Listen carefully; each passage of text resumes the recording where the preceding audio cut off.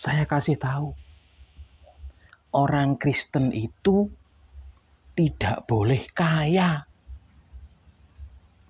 Soalnya kekayaan itu adalah hal yang duniawi. Itu berbahaya. Kesia-siaan. Jadi kekayaan itu adalah sesuatu yang sia-sia. Orang Kristen tidak boleh kaya. Benarkah demikian, saudaraku? Ada satu bagian firman Tuhan mengatakan bahwa kekayaan itu adalah kesia-siaan. Pengkhotbah pasal yang ke-5 ayat 7 sampai dengan yang ke-19.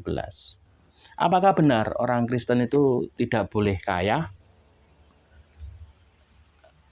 Karena kekayaan itu sesuatu yang duniawi, karena kekayaan itu adalah sesuatu yang sia-sia. Mari kita belajar supaya kita tidak salah kaprah. Jadi saudaraku, memang di dalam firman Tuhan, Pengkhotbah pasal 5 ayat 7 sampai dengan yang ke-19 ini, perikop ini diberi judul oleh Lembaga Alkitab Indonesia, kesia-siaan kekayaan. Jadi kenapa kitab Pengkhotbah ini menceritakan bahwa kekayaan itu adalah kesia-siaan?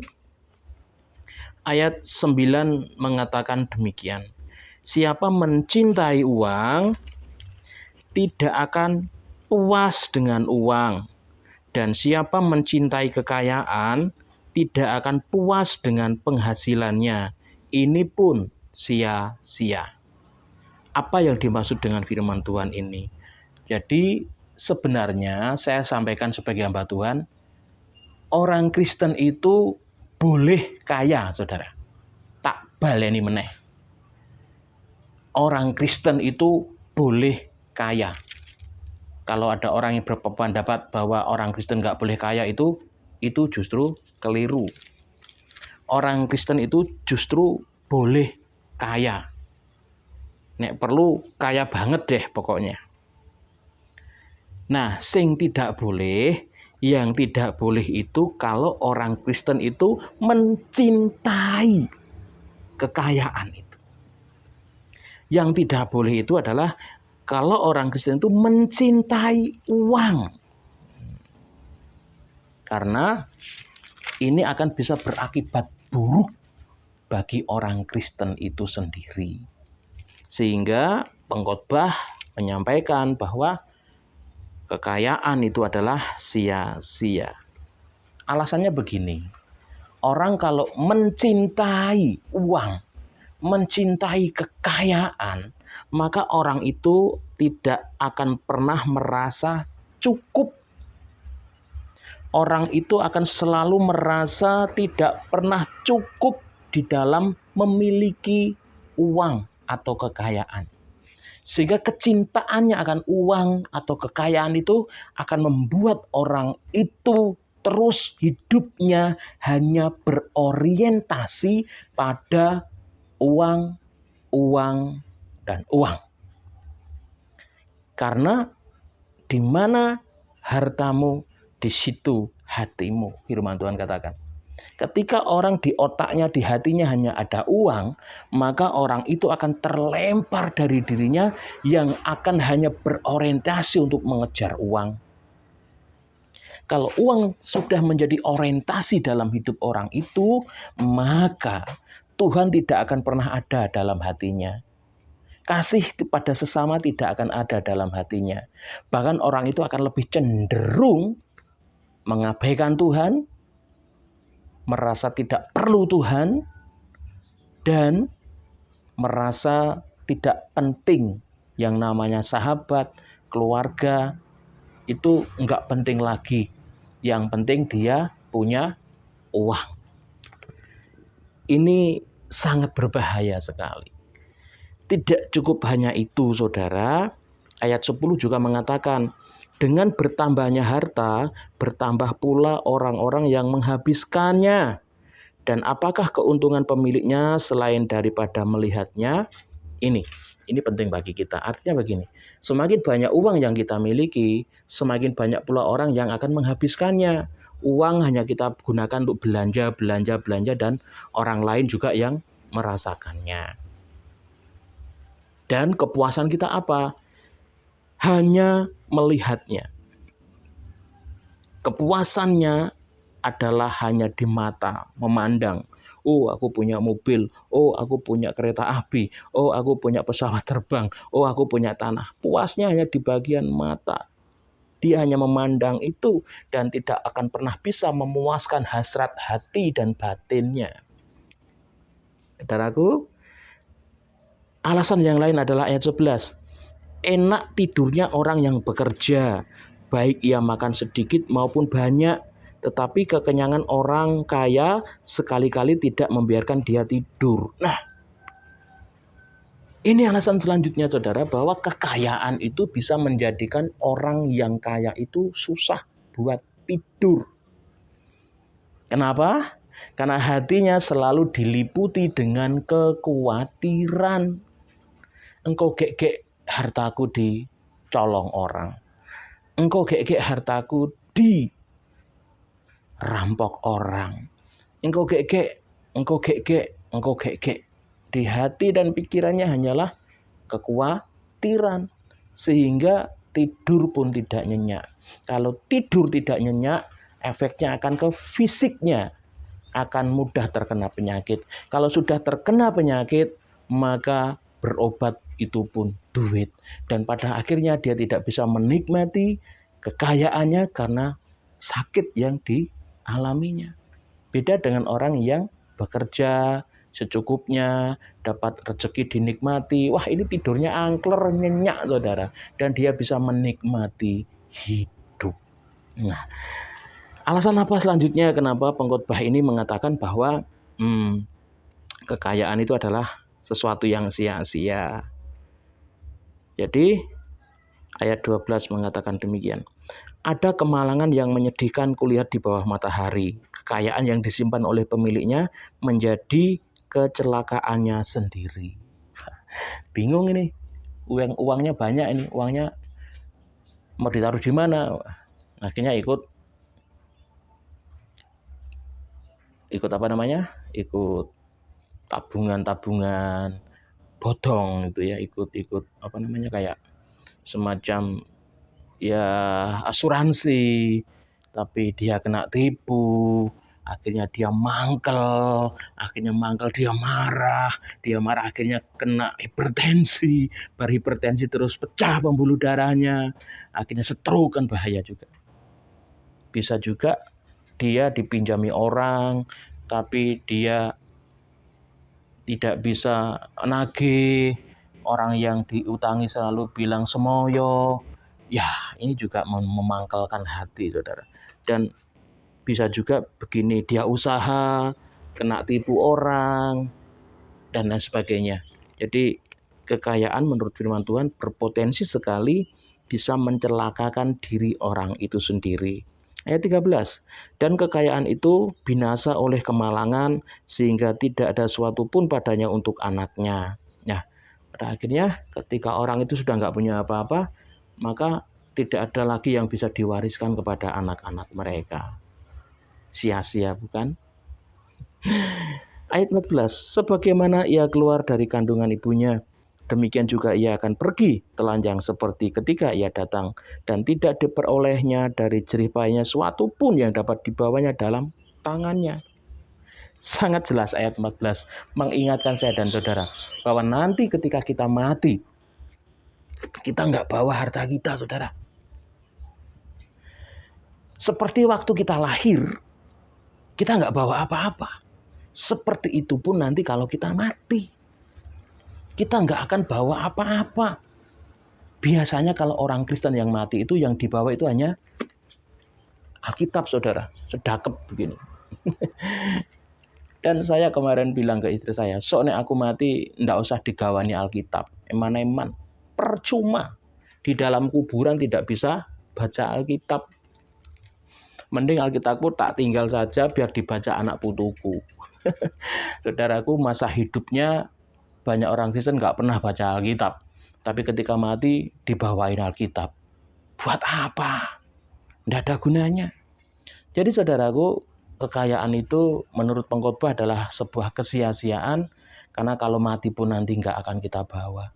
Emas, tabungan, mobil, duit itu nggak kita bawa.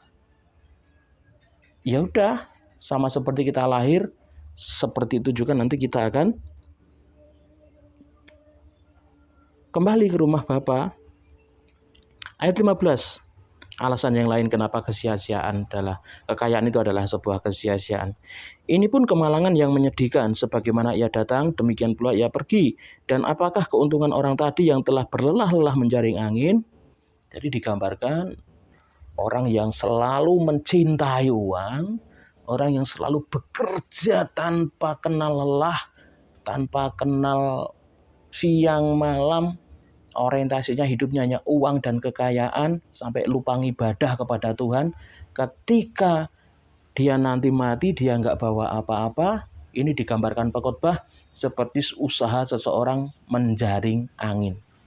Angin, saudara. Mana angin?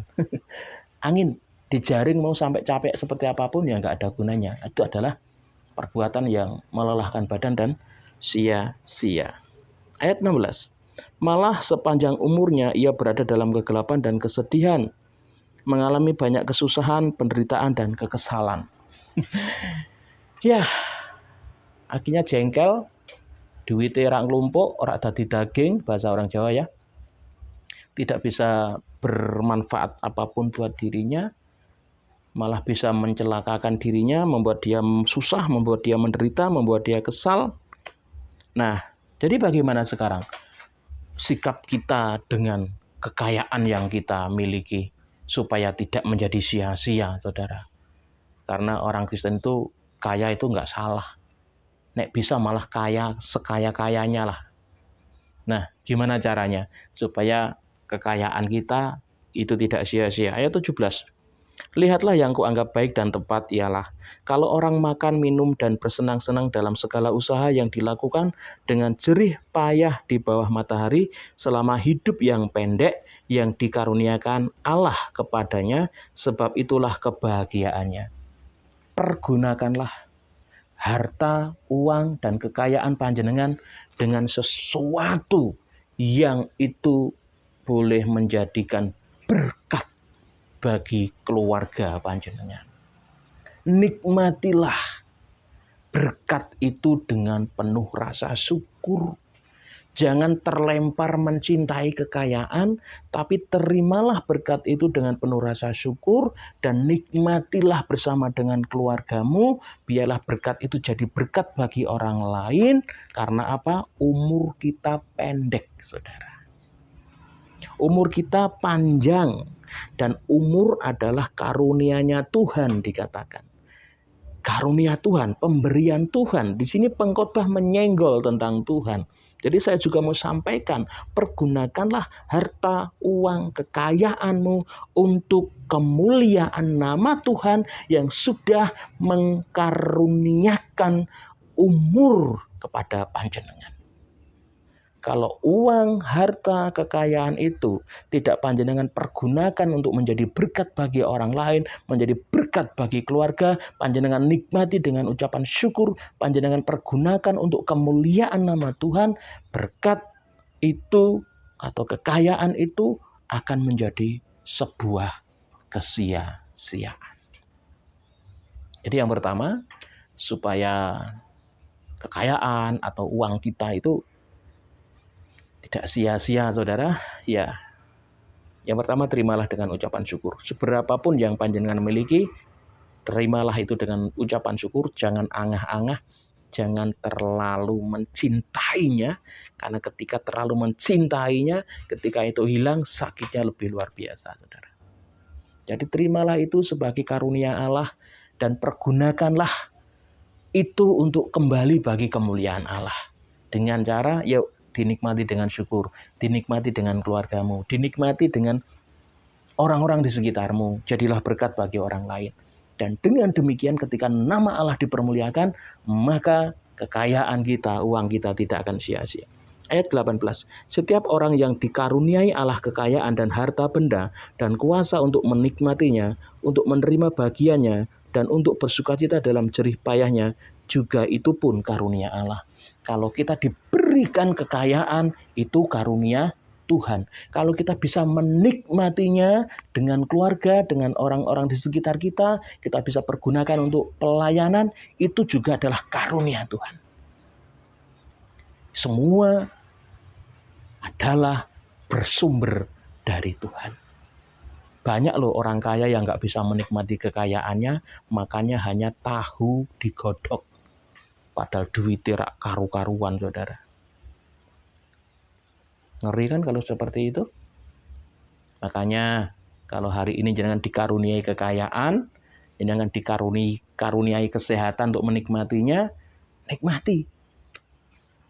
Kalau jangan dikasih kepercayaan Tuhan atau berkat Tuhan atau kasih karunia Tuhan, kekayaan gunakan untuk melayani Tuhan. Pergunakan untuk kemuliaan nama Tuhan. Pergunakan untuk gereja. Persembahkan untuk Tuhan melalui gereja di mana Anda bergereja. Supaya gereja juga ada perbendaharaan makanan, sehingga gereja dapat melakukan penata layanan dengan baik. Gereja menjadi berkat, nama Tuhan dipermuliakan melalui hidup panjenengan. Luar biasa. Terakhir, tidak sering ia mengingat umurnya karena Allah membiarkan dia sibuk dengan kesenangan hatinya. Jadi orang itu tidak akan terus fokus mikir kapan yo umurku wis tuwa ngene iki bahaya iki engko aku mati piye. Dia akan terus berpikir bahwa umurnya sudah pendek nih, bagaimana. Dia selalu berpikir orientasinya fokusnya hanya pada dirinya sendiri, takut nek cepat mati. Ketika orang mikir seperti itu terus, malah dia tidak akan merasakan damai sejahtera. Tapi orang yang bisa menjadikan kekayaan, uangnya, itu dipergunakan untuk kemuliaan nama Tuhan, dinikmati dengan rasa syukur, orang itu akan penuh dengan damai sejahtera dan sukacita dalam hatinya, sehingga dia tidak fokus hanya kepada dirinya, tidak fokus kapan aku mati, sehingga dengan demikian dia bisa menikmati betul berkat Tuhan itu. Jadi intinya saudaraku, dari apa yang disampaikan pengkhotbah ini, saya mau sampaikan bahwa kekayaan itu sia-sia jika panjenengan terlalu mencintai kekayaan itu.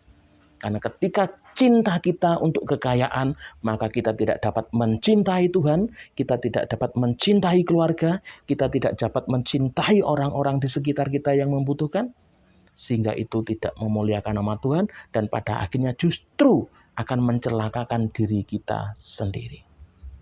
Kekayaan, uang itu tidak menjadi sia-sia ketika kita bisa menerima itu dengan sadar bahwa itu adalah kasih karunia Tuhan. Oleh karena itu harus kita gunakan dengan penuh hikmat yang daripada Tuhan. Kita harus bisa menerima itu dengan penuh rasa syukur, dan kita pergunakan dengan sebaik-baiknya, dengan penuh rasa takut, kasih, dan hormat kepada Allah untuk menjadikan nama Tuhan dipermuliakan. Bagaimana uang itu bisa kita pergunakan untuk mendukung pelayanan di gereja panjenengan, mendukung pelayanan misi, mendukung orang-orang yang membutuhkan. Dan dengan demikian saudara, dengan uang ini bisa menjadikan nama Tuhan dipermuliakan. Sehingga uang, harta itu tidak menjadi sebuah kesia-siaan. Pelayanan tanpa ditopang dana juga repot, saudara. Oleh sebab itu saya tadi bilang, jadilah orang Kristen yang kaya sekaya-kayanya, namun jangan mencintai kekayaan itu, tapi pergunakanlah kekayaan itu untuk hormat dan kemuliaan bagi nama Tuhan. Tidak ada yang sia-sia jika kita memahami bahwa kekayaan itu berkat dari Tuhan, karunia dari Tuhan. Oleh karena itu, mari kita gunakan, kita kembalikan lagi bagi hormat dan kemuliaan bagi nama Tuhan. Maka hati kita akan melimpah dengan rasa syukur, kita akan diberi karunia untuk bisa menikmati kekayaan itu. Jadi sudah paham nggih, Saudara, bahwa kekayaan itu sia-sia jika tidak kita gunakan untuk kemuliaan Tuhan. Tapi kekayaan itu tidak akan pernah sia-sia jika kita gunakan untuk hormat dan kemuliaan bagi nama Tuhan.